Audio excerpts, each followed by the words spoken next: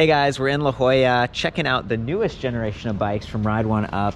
This is the 700 series, which is really interesting. I think it's talking about the battery capacity because I looked at the 500 series and it had a roughly 500 watt-hour capacity. This is like 672, is that right, That's Kevin? correct. Okay, this is the founder over here. Hi. He's rode out here with me so we'd have both bikes on hand. I was on the step-thru and I mean, look at this setting, the gray, like really modern looking, and this bike blends right in for a step-thru for someone who has like a knee injury or a hip sensitivity. Like I actually have a knee injury. This is really approachable. It's just you don't have to lift your leg as high. You can stand over it very easily. You can control the bike very well, and that's nice because e-bikes do tend to weigh a little bit more, especially when they come with, look at these, like slightly larger tires. These are the Schwalbe Super Moto-X 27.5 by 2.4, going to give you lots of comfort because of the increased air volume, a little bit more stability because of that surface area. You can ride on gravel trails, a little bit more stable, more comfort. It's really nice to see that, but they add some weight.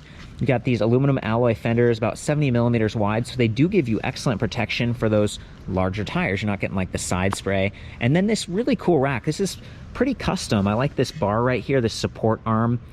Curving. It's not just like two separate things that are going to rattle around. It looks very strong. You can see the max weight rating here, 25 kilograms, roughly 55 pounds. These are pannier hangers on both sides with standard gauge tubing and then thicker tubing on top. It does come with the triple bungee that you see here and integrated lights. All that stuff adds to the weight of the bike, and then back to that battery, right? Slightly higher capacity at 48 volts, 14 amp hours. So that adds the weight. So what I was talking about, you hop off, you want to stabilize the bike, or maybe you're just getting started. It's nice to have a frame that's so approachable. It is a little bit smaller. I've got the dimensions back at the website. 16-inch seat tube right there versus the high step over here at 19 inches. And you can see with that top tube, it is sloped down. So I have measured its kind of standover height, and then there's minimum saddle height. So this one's like 34-inch minimum saddle height compared to 31-inch minimum saddle height over here. So it's a trade-off. If you're someone who's more petite, this is going to feel more comfortable. Has a longer stem, these nice swept back bars. You get a little bit more of an upright body position depending on your body size. They don't offer multiple sizes in these two frame styles, but the frames themselves are like, you know, this is the small 16-inch, this is like the medium large 19-inch. I hope that was clear. Both of them come with the lights, the fenders, all the fixins for $1449, which to me that hits the affordable category. Back at the side I list any bike that's like under $1,500 USD as affordable. And you're really getting a lot of bang for your buck here, in my opinion. I classify this as a commuter bike because of the fenders, the rack, the lights, and everything. And I just, you know, for someone who actually wants to go for a ride and use this as a get to work or get to school or whatever, it's got a lot of really great features.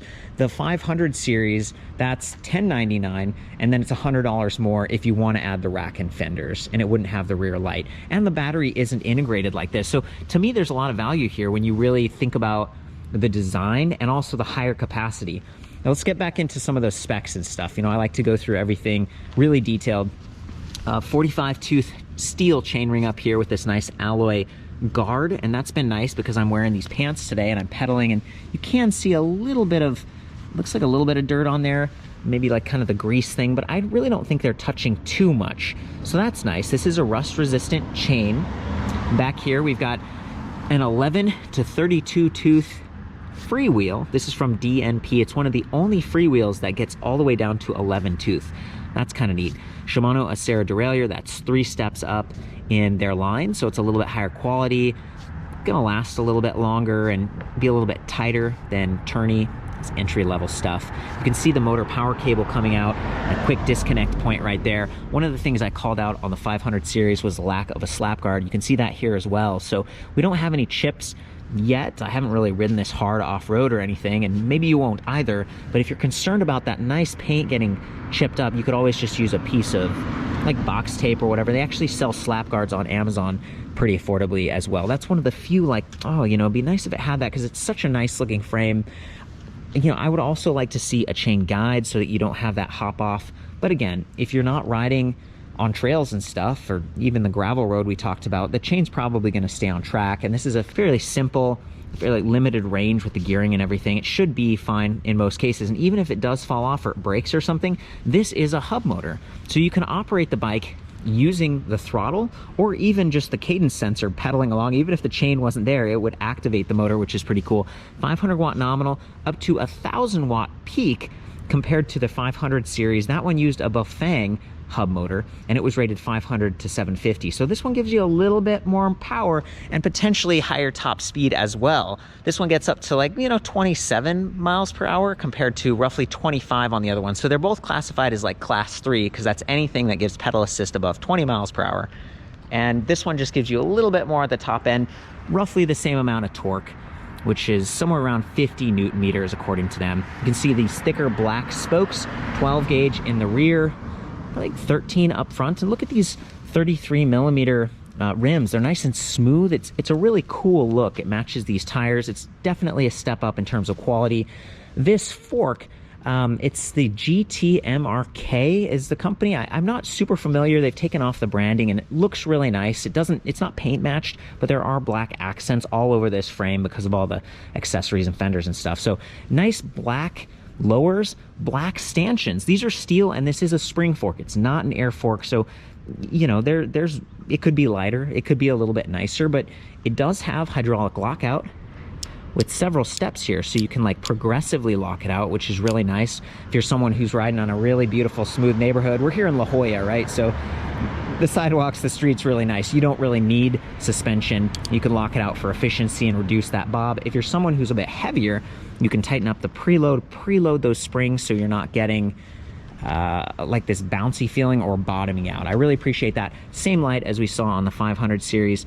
This is the Blaze-Lite HL 1900, and in the rear, you've got a single LED Blaze-Lite RL 1900. Rear light is what that stands for. It's tucked in, so it's not gonna take impact from the back. The rack actually sort of protects it on the sides and in the rear. I'm gonna go ahead and turn that on in a second, but before I do, I want to call out the comfort grips here. These are just stitched padded grips, faux leather, and then I really like this saddle, Selle Royal gel freeway. It's very comfortable, and it actually fits pretty well. If I take this quick release right here and lower the seat, and we take out these screws a little bit right here, see, can drop it all the way down like that, and it doesn't collide with the rack. Definitely appreciate that. And there is plenty of room here to get a suspension seat post, and then you'd have a full suspension feel. Suspension in the front, suspension seat post, give yourself that nice cushy ride. It's very nice, especially if you're, you know, you've got some more bumps or you're just riding further and stuff. And then this bike also has hydraulic disc brakes, Shimano 160 millimeter rotors. So it's kind of like, you know, that's fine. It's a decent size. The bike weighing 62.2 pounds. It is nice to have hydraulic disc brakes, and especially for someone who has weaker hands maybe, or just you're wearing gloves or something, both of these are going to actuate with about the same pressure versus mechanical brakes, where the right one, which is usually connected to the rear brake, it's a longer way to travel. So back to the 500 series bike from Ride1Up, that bike, you do have mechanical brakes. They're going to get gunked up a little bit easier. You're going to require more hand effort. I think these are a great choice, and they do have motor inhibitors built in, which is so cool. I'm not used to seeing that. Like, more and more companies are developing like e-bike specific parts, and it's great. That's a really nice feature to override pedal assist or even the throttle. Like if you bump it or something like that, as long as you're pulling those brakes, that motor is not gonna start. So how is this motor working? Well, this bike has a 22 amp controller versus 18 amps on the 500 series. Controller's kind of like built into the bike. You're not seeing it. It's not like screwed onto the exterior of the frame. So that's part of what makes this look so beautiful. Internally routed cables, by the way. And then down here you can see this, it's like a sealed 12 magnet cadence sensor right there. I really like that. One thing I don't like is kickstand position. It's at the center of the frame and you're getting pedal lock if you back the bike up. I prefer the kickstand to be back here, especially if you load up the rear rack and stuff. But yeah, I guess they just took advantage of that mounting position right there.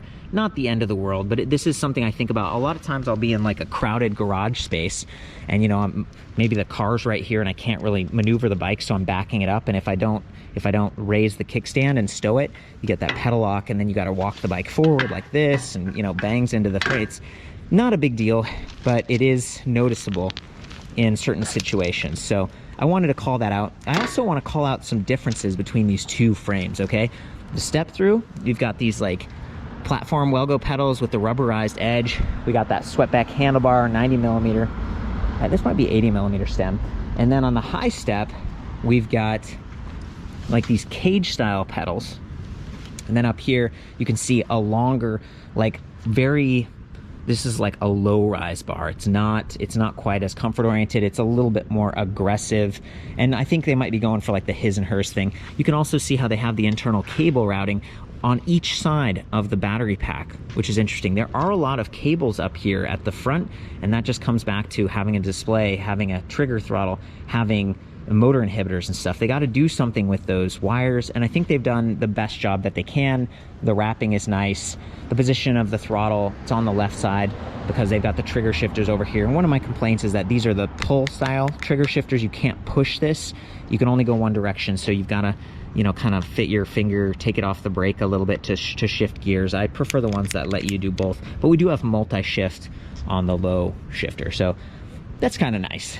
You know, it's a good bike. This is also a little bit stiffer, right? If you're someone who's going to throw the bike around or whatever, maybe you're a heavier person.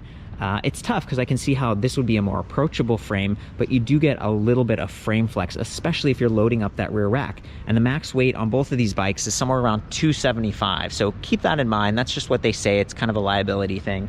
But, you know, coming back to the bike, the throttle works at 0, so you're going to get some help, and you're going to get decent help with that hub motor. And ultimately, this is going to be the most approachable bike. I have fun focusing on this bike. It's maybe a little small for me, but there is some adjustability. You can slide the saddle back and stuff, and it ends up being really fun. So again, you know, it's kind of a unisex color. Maybe it's like a professional looking bike, and I appreciate that. The removal of the labels, all that kind of stuff. Yeah, it's a pretty good setup. So from here, I might get Travis's help. Can you come over here and help me with the battery pack? Because I definitely want to show that. And this is the first time I've been really up close and personal with the Reention Rhino. So he's unlocking it, and then there's this like dial thing below that unlocks it. And see, he's tilted the front wheel so there's room, and he's being very careful to get it out. 8.2 pounds on this thing. And if you can go ahead and hold it again for me, I want to see if this, yeah, see, it's got like a little power indicator. Really nice metal interface. It's not plastic. 48 volt, 14 amp hours. It's a really interesting battery. I mean, it's very, you know, it's kind of like, considering how hidden it is and stuff, when you take it out, you're like, wow, there's a lot of cells in there. And you guys use Samsung cells, right? That's correct. Samsung. Okay. Higher quality, and 35E. 35, yeah, so 3500 milliamp cells, so it's a little bit higher capacity. 52 cells, is that what you're saying? 4 series, something parallel? Yeah, 4P 13S. 4 parallel 13 series. Okay, thank you so much for that. It's really cool to see this. And then you know, thinking about like the warranty thing, so you know, that's the founder of the company. They've been around since September 2018, and they've really done a lot in a short amount of time. I'm very impressed. He's over there kind of fitting that back in. I'm giving him a second to do that, because it does take a minute to kind of finagle things and get it set up right, especially with the fenders. So I want to acknowledge that. It would have been really hard for me to do that while holding the camera. Thank you very much, Kevin. Good job. So these guys give you a year-long comprehensive warranty on your stuff. They've got people standing by to do support.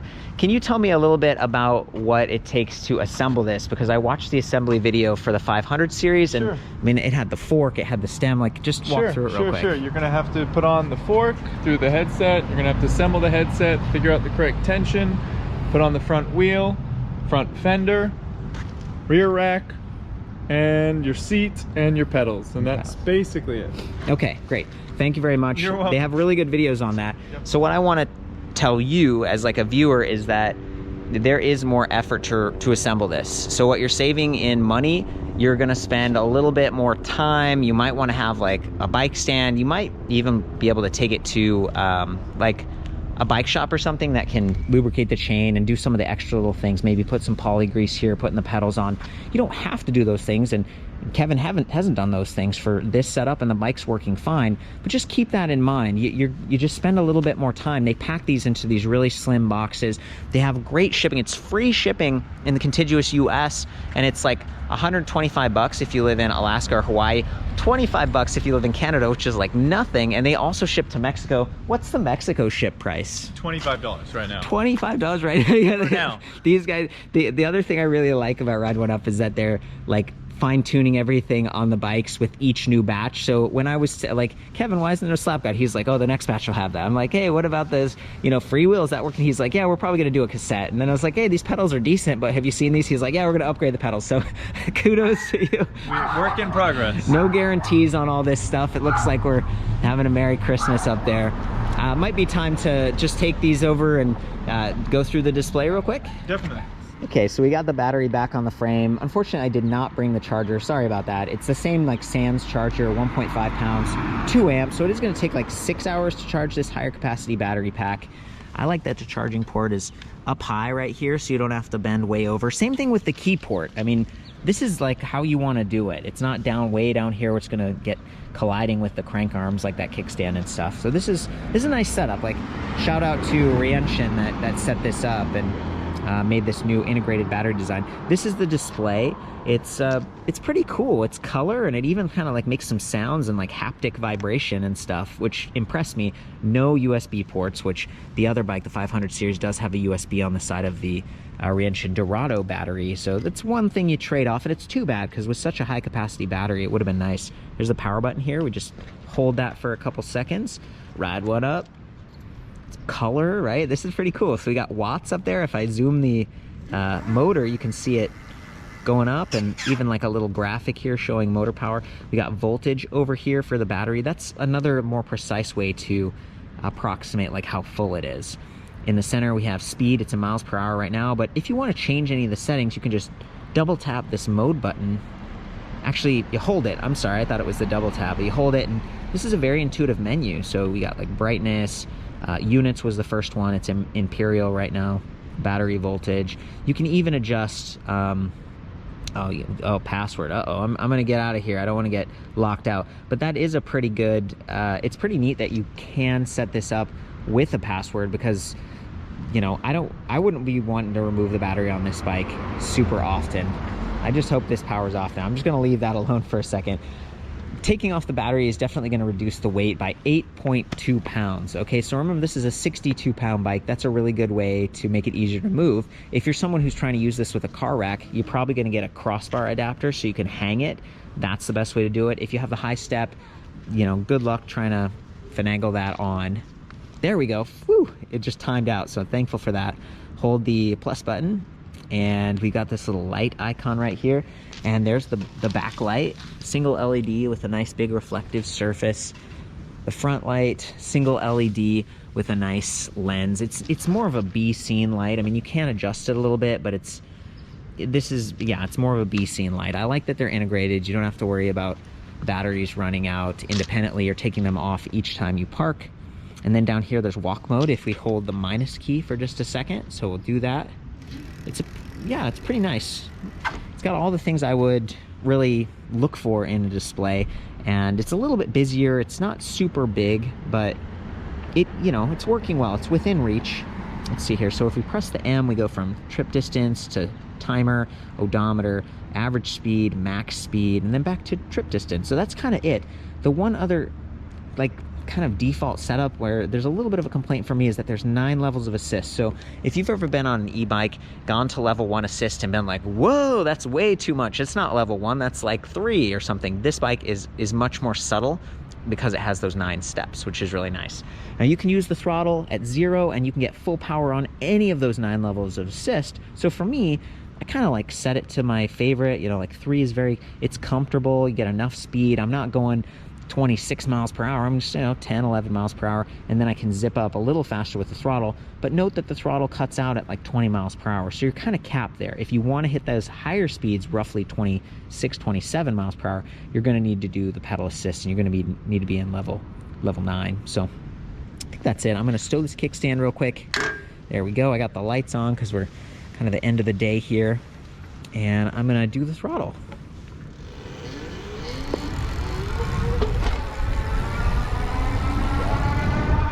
Very nice.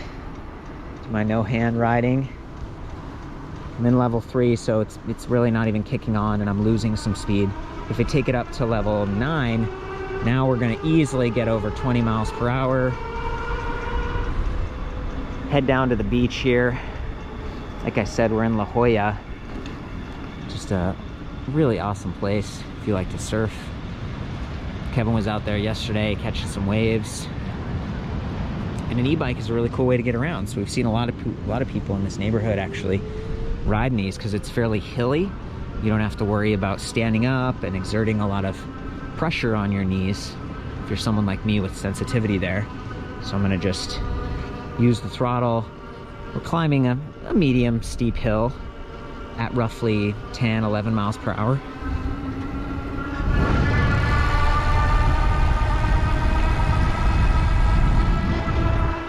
Right?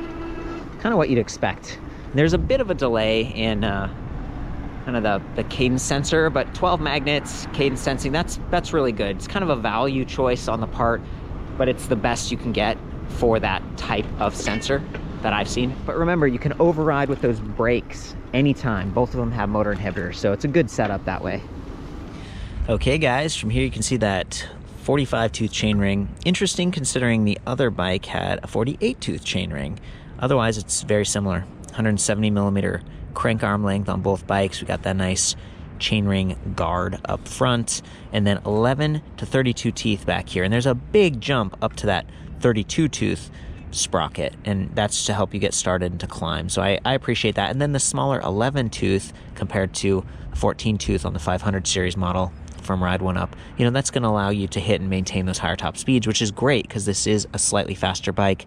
Instead of 25, you know, we're looking at the 27-ish, 26, 27. So I'm just going to go ahead and ride along. I'm starting in assist level 9, and yeah, just listen for the time it takes to activate that cadence sensor.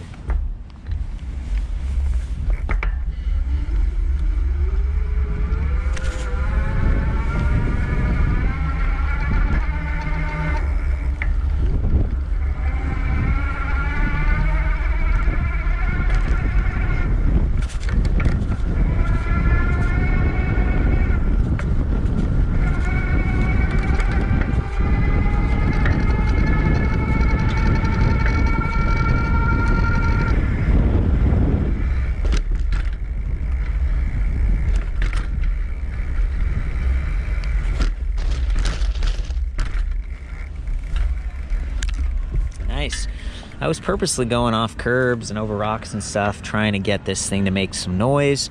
And the fenders are just like solid. These are aluminum alloy. There's not a lot of steel on this bike, which is nice because you're not going to get rust as easily if these get scratched. They seem almost powder coated. They're very like solid. This chain would be making some noise if I was in the higher gear because it would be much closer to that stay and it might bang into it a little bit. But otherwise, I mean, it's great. And I love that they were able to get bottle cage bosses on both frames. Remember to loosen these a little bit if you want to slide the seat posts all the way down or take them out. If you had a cage here, it would change the standover height configuration a little bit and you could bump into it. It's just a nice feature. It's nice that seems like a lot of attention to detail on these bikes, and I really like how they look, just the integrated battery. Very nice. Well guys, I think that's about it. Thanks for joining me in such a beautiful neighborhood, checking out an awesome bike. I really like Ride1Up. I enjoyed hanging out with Kevin and meeting some of the team. I feel like they're doing a great job bringing a value to the space, and there's a lot of authenticity here. Like, they have a coupon on their website that says, hey, if you pledge to, you know, take a couple commutes out of your drive each week and use your e-bike, like, we'll give you $40 off the bike. And, you know, there's no way to really check that or anything, but I think it speaks to the spirit of the company. That's really cool. So for the full write-up on this is the 700 series. I'll see you back at ElectricBikeReview.com. I hope I've answered all your questions, and thank you for chiming in on the forums and stuff, because that's how I found out about this company. People were like, you know, excited about it, asking, and I've done my best to deliver, and I'll keep an eye out for other companies that you guys are liking. Love ya, ride safe, see you next time. Nice sunset here, tourmaline. Kevin's right over there. Wanted to show you guys what this light can actually do. It's pretty impressive. I'm more impressed than I thought, just like looking at it before. You can see there's a little bit of a shadow cast by the fender and stuff. There's a little bit of adjustment that can happen. And we came down this really steep hill over there, and the bikes did great. Those brakes were definitely, you know, heating up a little bit, but no problem. And look how bright that display is. So that's one element here that I just noticed. It's like, this is with the lights on. It doesn't go dim when you turn the lights on. So like, see, I just turn the lights off, turn them on. A lot of displays will actually like go dimmer so that they aren't so, I mean, look, that's the headlight. It's like way less bright than the display, so it's kind of distracting, right? When you're riding, that would be a little bit better. It wouldn't ruin your night vision. So that's one area. As cool as this display is, like the TFT and color and everything, it's a little bit bright. So I'm gonna do a little bit of riding here. Got all the surfboards and stuff, people finishing up their day. Really cool spot. It's a popular longboarding spot. So here's the hill. You know, you like it when I do hill climbs. Oh boy. We got like nice little speed bump here. We'll do the hill climb. I'm starting with some speed because this is fairly steep. I'm not sure the bike can make it without pedaling.